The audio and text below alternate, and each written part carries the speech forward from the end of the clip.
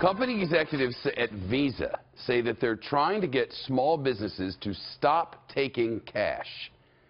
The credit card giant announced this week that it'll give $10,000 to up to 50 small businesses so they can upgrade their payment technology and stop accepting any paper money or coins or anything else.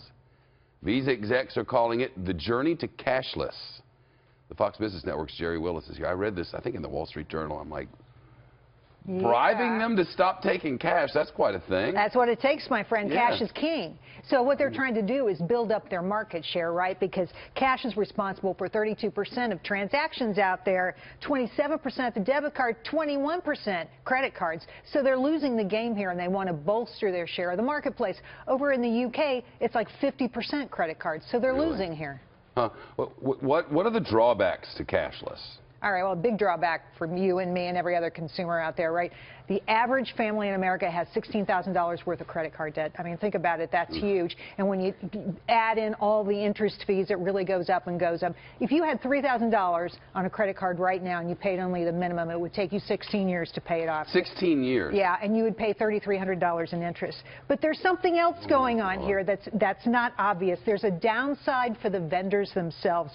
The National Retail Federation had this to say. They gave me this comment.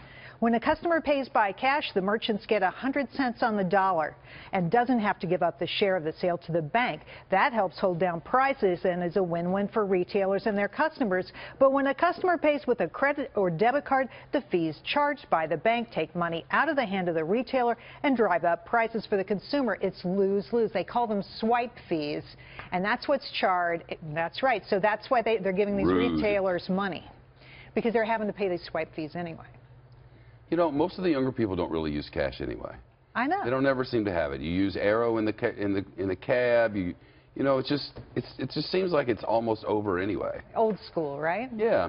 I mean, I like having cash because I feel like people in service industries like to get cash. I used to be a waiter and a bartender, so I get it.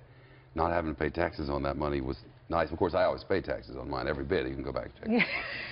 But you know, using credit cards is not a bad thing necessarily if you don't revolve the debt.